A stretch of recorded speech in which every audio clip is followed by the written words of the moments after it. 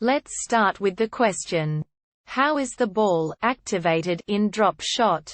What determines when the ball loses its shell or goes Super Saiyan? I've heard people claim it has to do with how hard you hit the ball, how many times the ball has been hit since it touched the floor.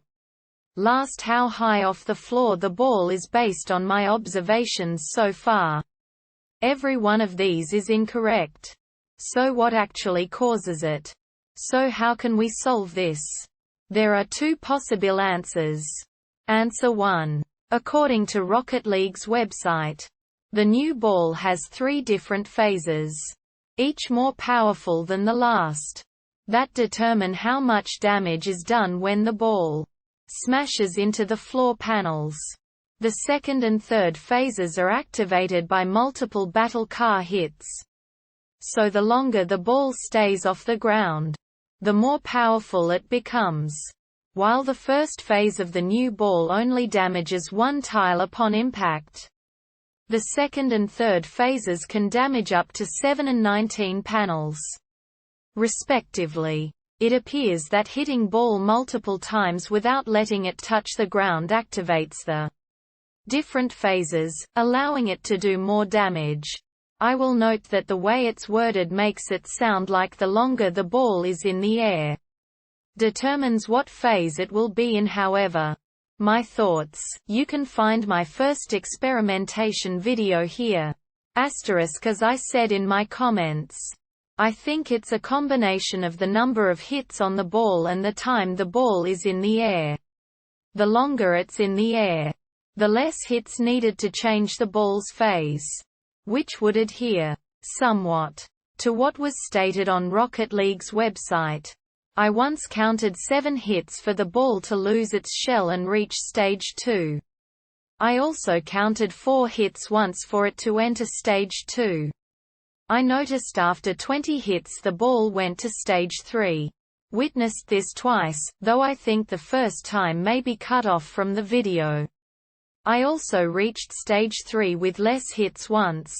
I don't remember how many, which is why I think the air time is also a factor. The ball only ever changed phases after being hit, and if it hit one of the opposing team's tiles, it would reset as it's supposed to. Around the 2:30 mark in my video, I hit the ball into the air for a decent amount of time after it had just reset. I then hit it once more after it hit the wall and it switched to phase 2. That was only 2 hits total.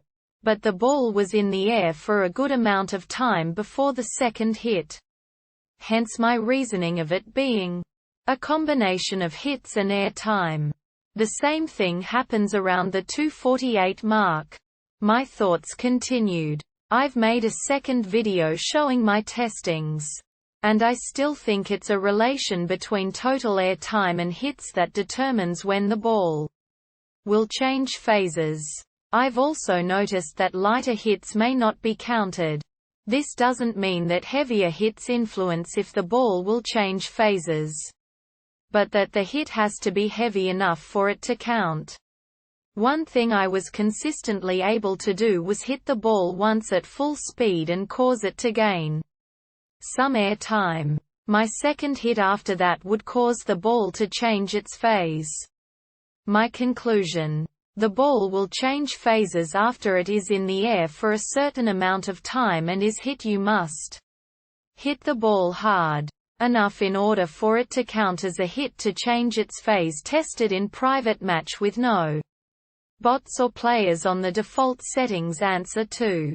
From what I've seen, it depends on how many times the ball is hit without it touching the ground. So, 1 to 2 hits might keep it at level 1 and hit 1 tile. If it's hit around enough, probably 3 to 7 times or so, it goes to phase 2 and hits 7 tiles. Perhaps 7 plus it's the third stage and hits 19 tiles.